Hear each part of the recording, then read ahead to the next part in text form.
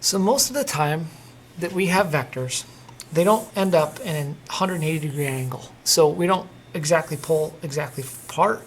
We don't pull exactly apart like a tug of war. What usually happens is vectors come at different angles and different magnitudes. So here I have a dock. And I have two people on the dock. And this person is pulling with 120 pounds. And this person is pulling with 80 pounds. And they're pulling with a 75-degree angle in between them. And the question is, which way is the boat going to go? And with how much force is it going to go there? Well, we know that this person's pulling with more than this. So we're going to figure this out. We're going to take these three numbers. I'm going to work from 120, 75 to 80, and we're going to figure this out. And there's some notes that are going to go along with this. So the very first thing I'm going to do, according to our notes and according to the procedure that works really well, is I'm going to start by drawing a horizontal line. The next thing I'm going to do is I'm going to pick a scale. That scale is going to be millimeters. I'm going to make each millimeter worth 1 pound. And what I'm going to do is I'm going to place my ruler on my line. I'm going to start here, and I'm going to go out to 120 millimeters and put an arrow. And that arrow is going to represent the tail and the head of my first vector. And that's the 120 pounds. That's this person right here pulling with 120 pounds. The next thing I'm going to do is I'm going to get out my garden tractor, my farm tractor, my protractor.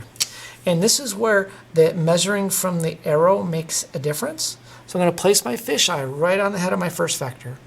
I know that the angle, according to my problem, is 75 degrees. It's right here. So I'm going to go 75 degrees starting at 0 that the arrow is pointing at. So the arrow is pointing at this 0. I'm going to go up to 75, put a dot, and I'm going to draw a line at that angle.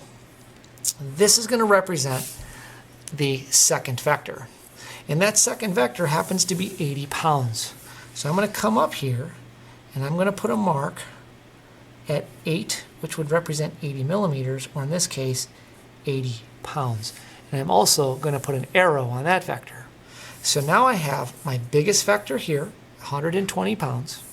I've measured my angle here, so the angle I measured is right here. I measured that at 75 degrees. And then I measured out here 80 pounds to get my second vector. What this does is it gives me a resultant vector if I make a triangle. So now I'm going to make a triangle from here to here. And that triangle represents what's called the resultant vector. And that's this line right here.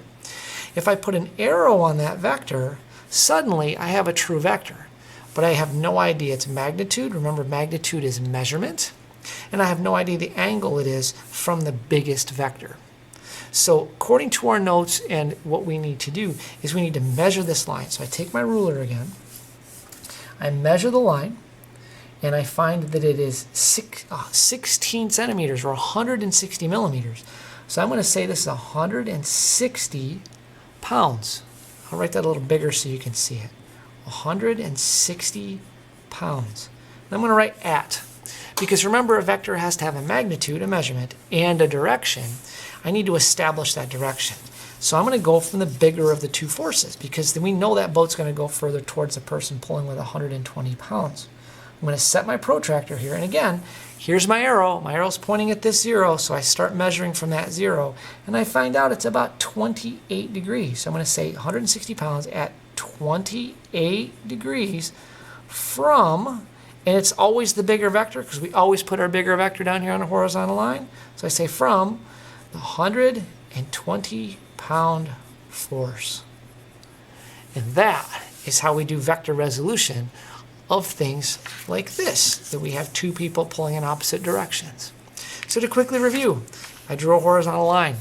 I measured out my larger vector first, which was 120 pounds. I made every millimeter a pound. I measured the angle starting with the protractor, starting at the 0 where the arrow's pointing. I made that 75 degrees in this case because that's what the problem was. I then measured up that line. The magnitude of the smaller vector in this case was 80 pounds. I put an arrow on that line to represent that vector. I made a triangle.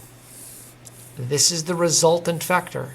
We're going to find out that boat's going to travel at 160 pound force at 28 degrees from 120 pounds, which means 28 degrees from this vector, that boat's going to travel that way with a force of 160 pounds. I'm looking for a force, an angle, and what we measured the angle from. And that's how we get good answers with resultant vectors. I hope that helps. Watch the PowerPoint presentation. It'll give you some really good notes on how to go about doing this.